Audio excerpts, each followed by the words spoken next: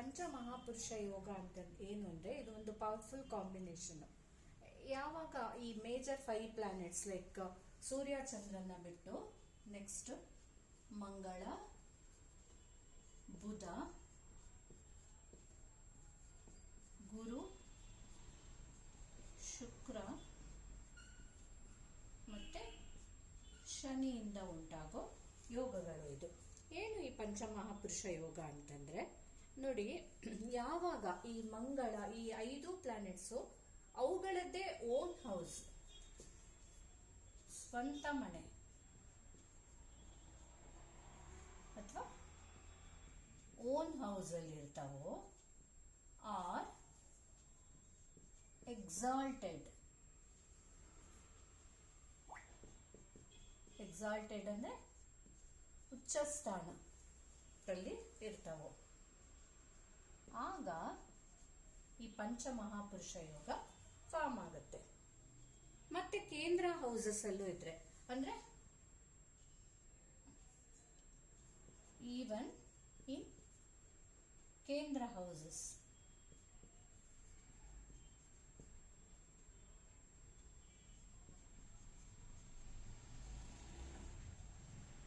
First, 4th, 7th and 10th from ಲಗ್ನ.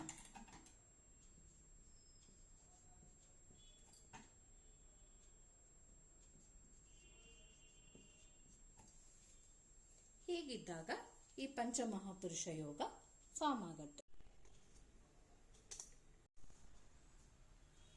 ಈಗ ನೋಡಿ, ಇದು ನಮ್ಮ ರಾಶಿ ಚಕ್ರ. ಇದರಲ್ಲಿ ಏರಿಸ್ ಫಸ್ಟ್, ಮೇಷರಾಶಿ, ವೃಷಭ, ಮಿಥುನ, ಕಟಕ, ಸಿಂಹ, ಕನ್ಯಾ, ತುಲಾ, ವೃಶ್ಚಿಕ, ಧನು, ಮಕರ, ಕುಂಭ, ಮೀನ ಅಂತ ಇರುತ್ತೆ. ಸೊ ನಾನು ಈಗಾಗಲೇ ಹೇಳಿದ್ದೀನಿ, ಒಂದೊಂದು ರಾಶಿಗೂ ಒಬ್ಬೊಬ್ರದ್ದು ಆಧಿಪತ್ಯ ಇರುತ್ತೆ. ಹಾಗೆ ಮೇಷರಾಶಿಗೆ ಮಂಗಳ ಅಲ್ವಾ, ಹಾಗೆ ವೃಷಭಕ್ಕೆ ಶುಕ್ರ, ಮಿಥುನಕ್ಕೆ ಬುಧ, ಹಾಗೆ ಕಟಕಕ್ಕೆ ಚಂದ್ರ, ಲಿಯೋ ಅಂದರೆ ಸಿಂಹಕ್ಕೆ ಸೂರ್ಯ,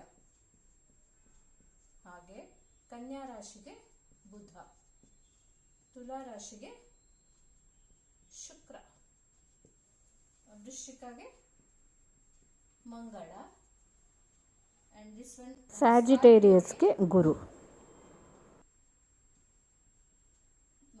ಕೆಪ್ರಿಕಾನ್ ಅಥವಾ ಮಕರ ರಾಶಿಗೆ ಶನಿ, ಆದರೆ ಕುಂಭ ರಾಶಿಗೂ ಶನಿನೇ, ಹಾಗೆ ಪೈಸಸ್ ಮೀನಾಗೆ ಮತ್ತೆ ಗುರು. ನೋಡಿ, ಮಂಗಳಕ್ಕೆ 2, ಶುಕ್ರಗೆ 2, ಬುಧಗೆ 2, ಸೂರ್ಯ ಚಂದ್ರಗೆ ಮಾತ್ರ ಒಂದೇ, ಹಾಗೆ ಗುರುಗೆ 2, ಶನಿಗೂ ಸಹ 2 ಮನೆ ಇದೆ. ಸೊ ಯಾವಾಗ ಈ ಪಂಚಮಹಾಪುರುಷ ಯೋಗಗಳಾಗತ್ತೆ ಅಂತಂದ್ರೆ, ಈಗ ಫಸ್ಟ್ ಒನ್ ಇದರಲ್ಲಿ ರುಚಕ ಯೋಗ ಅಂತ.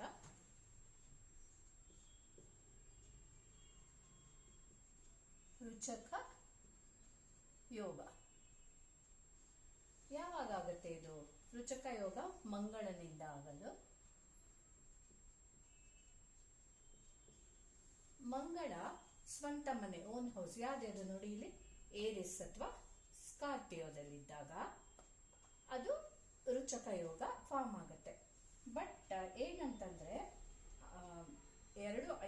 ಯಾವುದೇ ಮನೆಯಲ್ಲಿದ್ರೂ ಆಗುತ್ತೆ, but especially first house, 4th house, 7th house and 10th house ಅಲ್ಲಿ ಇದ್ದಾಗ, ಅಂದ್ರೆ ಈಗ ಯಾವುದು ನಮ್ದು ಒಂದು ಫಾರ್ ಎಕ್ಸಾಂಪಲ್ ಇದು ಮಕರ ಲಗ್ನ ಅಂತ ಅನ್ಕೊಳ್ಳಿ, ಇದು ಲಗ್ನ ಆಗಿತ್ತು. ಈಗ ನೋಡಿ, ಇಲ್ಲೇ ಮಂಗಳ ಇದೆ.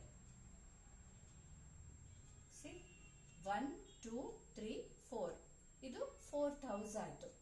ಎಷ್ಟು ಸ್ಟ್ರಾಂಗ್ ಮಂಗಳ ಇದೆ ಅಂತಂದ್ರೆ 4th ಹೌಸ್ ಅದ್ರ ಕೇಂದ್ರನೂ ಹೌದು, ಕೇಂದ್ರ ಸ್ಥಾನಕ್ಕೂ ಬಂತು, ಹಾಗೆ ಅದು ಓನ್ ಹೌಸು ಆಯ್ತು. ಆ ತರ ಇದ್ದಾಗ ನಮ್ಗೆ ತುಂಬಾ ಸ್ಟ್ರಾಂಗ್ ಆದ ರುಚಕ ಯೋಗ ಫಾರ್ಮ್ ಆಯ್ತು ಅಂತ ಹೇಳ್ಬೋದು. ನೆಕ್ಸ್ಟ್ ಬರುತ್ತೆ ಶುಕ್ರನಿಂದ ಬರೋದು ಯಾವುದು ಅಂದ್ರೆ ಮಾಲವ್ಯ ಯೋಗ ಅಂತ. ಶುಕ್ರನಿಂದ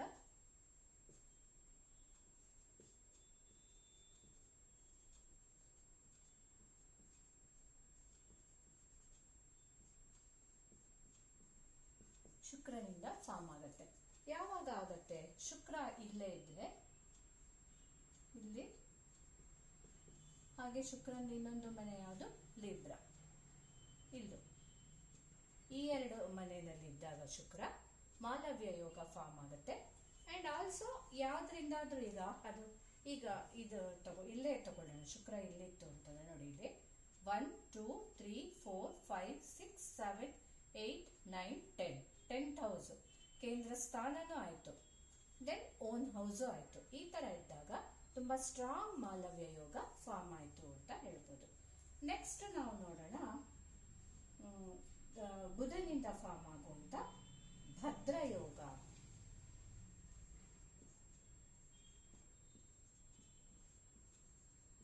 ಭದ್ರಯೋಗ ಬುಧನಿಂದ ಫಾರ್ಮ್ ಆಗುತ್ತೆ. ಅದು ಹಾಗೆ ಬುಧ ಯಾವ್ಯಾವ ಮನೆಯಲ್ಲಿದ್ದಾಗ, ಇಲ್ಲಿ ಮಿಥುನ ರಾಶಿಲಿ ಅಥವಾ ಕನ್ಯಾದಲ್ಲಿ, ಇಲ್ಲಿ ಅಥವಾ ಇಲ್ಲಿದ್ರೆ ಓನ್ ಹೌಸ್ ಅಲ್ಲಿ ಇದ್ರೆ ಈ ಭದ್ರಯೋಗ ಫಾರ್ಮ್ ಆಗುತ್ತೆ. ಅಂಡ್ ಆಲ್ಸೋ ಅದೇನಾದ್ರು ಸಪೋಸ್ ಲಗ್ನದಿಂದ 10 1 4 7 10 ಆಗ್ಬಿಟ್ರೆ ತುಂಬಾ ಸ್ಟ್ರಾಂಗ್ ಭದ್ರಯೋಗ ಫಾರ್ಮ್ ಆಯ್ತು ಅಂತ ಹೇಳ್ಬೋದು. ಸೊ ನೆಕ್ಸ್ಟ್ ಬರುತ್ತೆ ಶುಕ್ರಂದಾಗ್ಲೇ ಆಯ್ತು, ಮಂಗಳ ಆಯ್ತು, ಗುರು. ಈಗ ಗುರು ಇದ್ದಾಗ ಅಂದ್ರೆ ಗುರು ತನ್ನದೇ ಓನ್ ಹೌಸ್ ಅಲ್ಲಿ ಇದ್ದಾಗ ಏನ್ ಫಾರ್ಮ್ ಆಗುತ್ತೆ ಅಂತಂದ್ರೆ ಹಂಸಯೋಗ. ಹಂಸ ಯೋಗ ಅಂದ್ರೆ ಗುರುವಿನಿಂದ ಫಾರ್ಮ್ ಆಗುತ್ತೆ. ಅದು ಹಾಗೆ ಗುರು ಇಲ್ಲಿ ಸ್ಯಾಜಿಟೇರಿಯಸ್ ಅಲ್ಲೋ ಅಥವಾ ಮೀನ ರಾಶಿಯಲ್ಲೋ ಗುರು ಏನಾದ್ರೂ ಬಂದಾಗ ಭದ್ರಯೋಗ ಹಂಸಯೋಗ ಫಾರ್ಮ್ ಆಗುತ್ತೆ. ಅಂಡ್ ಅದು ಲಗ್ನ ಯಾವುದೇ ಆಗಿರಲಿ, ಈಗ ಸಪೋಸ್ ಈಗ ಇಲ್ಲಿ ಇದೇ ಆಯ್ತು ಅಂದ್ಕೊಳ್ಳೋಣ, ಇದೇ ಲಗ್ನ ಆಗಿತ್ತು ನೋಡಿ, ಇಲ್ಲಿ ಗುರು ಇತ್ತು 1 2 3 4 ಅಥವಾ ಇಲ್ಲಿದ್ರೆ 7 ಬರುತ್ತೆ, ಹಾಗೆ ಇಲ್ಲಿದ್ರೆ 10th ಹೌಸ್ ಬರುತ್ತೆ, ಅಥವಾ ಲಗ್ನದಲ್ಲೇ ಬಂತು ಅಂತ ಅನ್ಕೊಂಡ್ರೆ ಇದೆಲ್ಲ ತುಂಬಾ ಸ್ಟ್ರಾಂಗ್ ಹಂಸಯೋಗ ಫಾರ್ಮ್ ಆಗುತ್ತೆ. ಇನ್ನು ನೆಕ್ಸ್ಟ್ ಸ್ಯಾಟರ್ನ್ ಅಥವಾ ಶನಿಯಿಂದ ಫಾರ್ಮ್ ಆಗೋದು ಯಾವುದು ನೋಡೋಣ. ಶಶಯೋಗ ಅಥವಾ ಸಸ ಅಂತಾನು ಹೇಳ್ತಾರೆ, ಶಶಯೋಗ. ಅದು ಶನಿಯಿಂದ ಫಾರ್ಮ್ ಆಗುತ್ತೆ.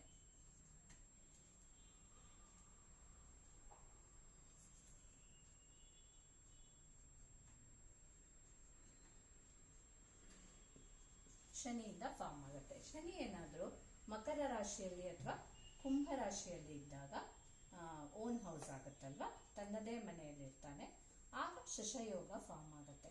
ಅದು ಲಗ್ನದಿಂದ ಸಪೋಸ್ ಇಲ್ಲೇ ಇತ್ತು ಶನಿ ಅನ್ಕೊಂಡ್ರೆ ನೋಡಿ, ಫಸ್ಟ್ ಹೌಸ್ ಅಲ್ಲೇ ಬಂದಂಗಾಗುತ್ತೆ, ತುಂಬಾ ಸ್ಟ್ರಾಂಗ್ ಶಶಯೋಗ ಫಾರ್ಮ್ ಆಗುತ್ತೆ. ಈ ರೀತಿ 5 ನೋಡಿ, 5 ಇವರೆಲ್ಲ ಪಂಚ ಮಹಾಪುರುಷ ಯೋಗ ಅಂತ. ಸೊ ಗುರು, ಮಂಗಳ, ಶುಕ್ರ, ಬುಧ, ಗುರು, ಶನಿ ಇವರಿಂದ ಫಾರ್ಮ್ ಆಗೋದ್ರಿಂದ ಇದಕ್ಕೆ ಪಂಚ ಮಹಾಪುರುಷ ಯೋಗ ಅಂತ ಹೇಳ್ತಾರೆ. ಸೊ ಇನ್ನೊಂದ್ಸರಿ ಬ್ರೀಫ್ ಆಗಿ ಹೇಳ್ಬಿಡ್ತೀನಿ. ಯಾವಾಗ ತಮ್ಮದೇ ಓನ್ ಹೌಸ್ ಅಲ್ಲಿ ಈ ಗ್ರಹಗಳು ಬಂದಾಗ, ಎಸ್ಪೆಷಲಿ ಅದು ಕೇಂದ್ರ ಸ್ಥಾನನೂ ಆಗ್ಬಿಟ್ರಂತೂ ತುಂಬಾ ಸ್ಟ್ರಾಂಗ್ ಪಂಚಮಹಾಪುರುಷ ಯೋಗ ಫಾರ್ಮ್ ಆಗುತ್ತೆ. ಈಗ ನಾವು ಯಾವ ಯೋಗದಿಂದ ಏನು ಸ್ಪೆಷಲ್ ಕ್ಯಾರೆಕ್ಟರ್ಸ್ ನಮಗೆ ಬರುತ್ತೆ ನೋಡೋಣ. ಈಗೇನಾದ್ರು ಸಪೋಸ್ ಮಂಗಳ ಅಂದ್ರೆ ಆಲ್ರೆಡಿ ಈ ಸೇನಾಧಿಪತಿ ಅಂತ ಹೇಳ್ತಾರೆ ಈ ರಾಶಿ ಚಕ್ರದಲ್ಲಿ, ಅವನೊಂದು ಸ್ಟ್ರಾಂಗ್ ಪರ್ಸನಾಲಿಟಿನ ಕೊಡ್ತಾನೆ. ಯಾವಾಗ ಮಂಗಳ ತನ್ನದೇ ಓನ್ ಹೌಸ್ ಅಲ್ಲಿ ಇದ್ರೆ, ಎಸ್ಪೆಷಲಿ ಅದು ಕೇಂದ್ರ ಸ್ಥಾನನೂ ಆಗ್ಬಿಟ್ರಂತೂ ಅವರಿಗೆ ಎಲ್ಲದಕ್ಕೂ ಧೈರ್ಯ ಜಾಸ್ತಿ, ಏನಕ್ಕೆ ಬೇಕಾದ್ರೂ ಮುನ್ನುಗ್ಗಿ ನಾನು ಮಾಡ್ತೀನಿ ಅಂತ ಹೋಗುವಂತ ಕೆಪಾಸಿಟಿ ಬರುತ್ತೆ, ಲೀಡರ್ಶಿಪ್ ಕ್ಯಾರೆಕ್ಟರ್ ಇರುತ್ತೆ, ಬೋಲ್ಡ್ನೆಸ್ ಇರುತ್ತೆ, ಹಾಗೆ ತುಂಬಾ ಪವರ್ಫುಲ್ ಆಗಿರ್ತಾರೆ ಅವರು. ಅದು ಈ ರುಚಕ ಯೋಗದಿಂದ ನಮಗೆ ಫಾರ್ಮ್ ಆಗುತ್ತೆ.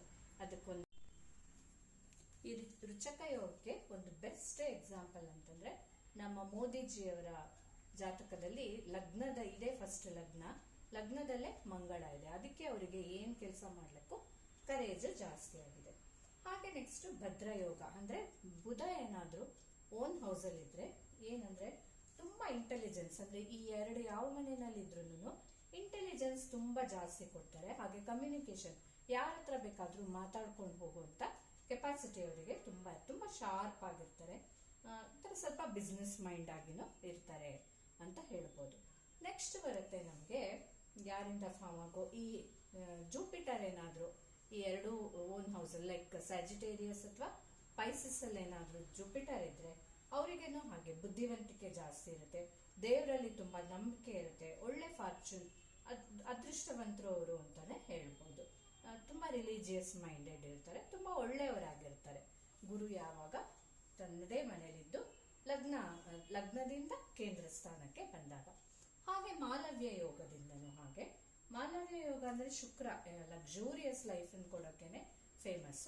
ಯಾವಾಗ ಶುಕ್ರ ಟಾರಸ್ ಮತ್ತೆ ಲಿಬ್ರಾದಲ್ಲಿ ಅಂದ್ರೆ ವೃಷಭ ಮತ್ತೆ ತುಲಾ ರಾಶಿಯಲ್ಲಿ ಬರ್ತಾರೋ ಆಗ ಮಾಲವ್ಯ ಯೋಗ ಫಾರ್ಮ್ ಆಗುತ್ತೆ. ತುಂಬಾ ಲಕ್ಸುರಿಯಸ್ ಲೈಫ್ ಅನ್ನ ಕೊಡ್ತಾರೆ, ತುಂಬಾ ಬ್ಯೂಟಿಫುಲ್ ಆಗಿರ್ತಾರೆ ಅವ್ರು ನೋಡ್ಲಿಕ್ಕೆ, ಆರಾಮ್ ಕಂಫರ್ಟಬಲ್ ಜೀವನ ನಡೆಸ್ತಾ ಇರ್ತಾರೆ, ತುಂಬಾ ರಿಚ್, ಒಟ್ನಲ್ಲಿ ಲೈಫ್ ಸ್ಟೈಲ್ ಚೆನ್ನಾಗಿರುತ್ತೆ ಅಂತಾನೆ ಹೇಳ್ಬೋದು. ಆದ್ರೆ ಕೆಲವರಿಗೆ ಹಾಗೆಲ್ಲ ಇದ್ದೂನು ಅದು ಸಿಗಲ್ಲ. ಯಾಕೆ ಅಂತಂದ್ರೆ ಅದನ್ನ ಕ್ಯಾನ್ಸಲ್ ಮಾಡ್ಲಿಕ್ಕೆ ಜಾತಕದಲ್ಲಿ ಬ್ಯಾಡ್ ಯೋಗಗಳು ಇರುತ್ತೆ. ಆವಾಗ ಏನಾಗೋಗುತ್ತೆ, ಸ್ವಲ್ಪ ಕೊಡ್ಬೋದು, ಎಲ್ಲ ಹೊರಟೋಗ್ಬಿಟ್ಟಿರುತ್ತೆ, ಕ್ಯಾನ್ಸಲೇಷನ್ ಆಗೋಗ್ಬಿಟ್ಟಿರುತ್ತೆ. ಎಷ್ಟೊಂದ್ ಸರಿ ಹಾಗೆ ಈ ಯೋಗಗಳು ಇದ್ರೂ ಸಹ ಹಾಗೆ ಅದು ಕ್ಯಾನ್ಸಲೇಷನ್ ಆಗೋಗಿರುತ್ತೆ. ಅದೆಲ್ಲನೂ ಮೀರಿ ಒಬ್ಬ ಸ್ಟ್ರಾಂಗ್ ಪರ್ಸನ್ ಸಿಗ್ತಾರಲ್ಲ, ದೇ ಆರ್ ಗ್ರೇಟ್ ಅಂತ ಹೇಳ್ಬೋದು. ನೆಕ್ಸ್ಟ್ ಹಾಗೆ ಈಗ ಎಲ್ಲ ಆಯ್ತು, ಭದ್ರಯೋಗ ಆಯ್ತು, ಹಂಸ ಯೋಗ ಆಯ್ತು, ಮಾಲವ್ಯ ಆಯ್ತು, ರುಚಕ ಯೋಗ ಆಯ್ತು. ಶಶಯೋಗ ಇದ್ದಾಗ ಸ್ಯಾಟರ್ನ್ ಏನಾದ್ರೂ ತನ್ನದೇ ಮನೆಯಲ್ಲಿ ಕೂತ್ಕೊಂಡಿದ್ರೆ ತುಂಬಾ ಸ್ಟ್ರಾಂಗ್ ಇರ್ತಾರೆ ಅವರು, ತುಂಬಾ ಡಿಸಿಪ್ಲಿನ್ಡ್ ಲೈಫ್ ಇರುತ್ತೆ ಅವರಿಗೆ, ಶಿಸ್ತು ಜಾಸ್ತಿ, ಕೆಲಸ ಕರೆಕ್ಟ್ ಆಗಿ ಆಗ್ಬಿಡ್ಬೇಕು. ಹಾಗೆ ಅವರನ್ನು ಸಹ ಲೀಡರ್ಶಿಪ್ ಗುಣ ಇರುತ್ತೆ ಅವರಲ್ಲಿ, ಒಳ್ಳೆ ಅಡ್ಮಿನಿಸ್ಟ್ರೇಟರ್, ತುಂಬಾ ಹಾರ್ಡ್ ವರ್ಕ್ ಮಾಡಿ ಲೈಫಲ್ಲಿ ಮುಂದೆ ಬರುವಂತ ಕೆಪಾಸಿಟಿ ಅವರಿಗೆ ಇರುತ್ತೆ ಈ ಶಶಯೋಗ ಬಂದ್ರೆ. ಸೊ ಇದೆಲ್ಲ ಯಾರದೇ ಜಾತಕದಲ್ಲಿ ಬಂದ್ರು ದೇ ಆರ್ ಲಕ್ಕಿ ಅಂತಾನೆ ಹೇಳ್ಬೋದು. ಹಾಗೆ ಅದೇನು ಕ್ಯಾನ್ಸಲೇಷನ್ ಆಗದೆ ಹಾಗೆ ಸ್ಟ್ರಾಂಗ್, ಈಗ ನಮ್ಮ ಮೋದಿ ಅವರೇ, ಅವ್ರ ಮಂಗಳ ವೃಶ್ಚಿಕದಲ್ಲೇ ಇದೆ, ಅವರಿಗೆ ಕ್ಯಾನ್ಸಲೇಷನ್ ಆಗಿಲ್ಲ, ಹಾಗಾಗಿ ಅವರು ತುಂಬಾ ಸ್ಟ್ರಾಂಗ್ ಪರ್ಸನಾಲಿಟಿ ಏನಿದೆ. ಕೆಲವರಿಗೆ ಇರುತ್ತೆ, ಅದ್ರ ಜೊತೆನೆ ಇನ್ಯಾವುದೋ ಬೇರೆ ಬ್ಯಾಡ್ ಪ್ಲಾನೆಟ್ ಕುತ್ಕೊಂಡಿರ್ಬೋದು, ಯಾವುದೋ ಒಂದು ಅದನ್ನ ಆಸ್ಪೆಕ್ಟ್ ಮಾಡ್ತಾ ಇರುತ್ತೆ, ಅಂದ್ರೆ ದೃಷ್ಟಿ ಸಂಬಂಧ ಯಾವುದೋ ಕೆಟ್ಟ ಗ್ರಹದಿಂದ ಬರ್ತಾ ಇರ್ಬೋದು. ಅವಾಗ ಏನಾಗೋಗುತ್ತೆ, ಕ್ಯಾನ್ಸಲ್ ಆಗೋಗ್ಬಿಟ್ಟಿರುತ್ತೆ. ಹಾಗಾಗಿ ಜಾಸ್ತಿ ಅದು ಸಿಗಲ್ಲ, ಎಲ್ಲೋ ಕೆಲವರಿಗೆ ಮಾತ್ರ ಇದ್ರೂನು. ಅವಾಗ ಏನಾಗುತ್ತೆ ಅಂದ್ರೆ ಅದರಿಂದ ಏನು ಸ್ವಲ್ಪನಾದ್ರೂ ಸಿಕ್ಕೇ ಸಿಗುತ್ತೆ, ಸಿಗಲ್ಲ ಅಂತಲ್ಲ. ಲೈಕ್ 10%, 20%, 30% ಹೇಗೆ ಅವ್ರದ್ದಿರುತ್ತೋ ಆ ರೀತಿ ಸಿಗ್ತಾ ಇರುತ್ತೆ. ಯಾವುದೇ ರೀತಿ ಕ್ಯಾನ್ಸಲೇಷನ್ ಆಗ್ತಿದ್ದವರಿಗೆ ತುಂಬಾ ಚೆನ್ನಾಗಿ ಅದು ಫಾರ್ಮ್ ಆಗುತ್ತೆ. ಸೊ ಇದು ಪಂಚಮಹಾಪುರುಷ ಯೋಗದ ಬಗ್ಗೆ ಒಂದು ಸಣ್ಣ ಎಕ್ಸ್ಪ್ಲನೇಷನ್. ನಿಮ್ಗೇನಾದ್ರೂ ಇಷ್ಟ ಆಗಿದ್ರೆ ಪ್ಲೀಸ್ ಲೈಕ್ ಮಾಡಿ, ಶೇರ್ ಮಾಡಿ, ಕಮೆಂಟ್ ಮಾಡಿ. ಹಾಗೆ ಮರಿದೆ ನನ್ನ ಚಾನಲ್ ಅನ್ನ ಸಬ್ಸ್ಕ್ರೈಬ್ ಮಾಡಿ, ಆಯ್ತಾ? Thank you.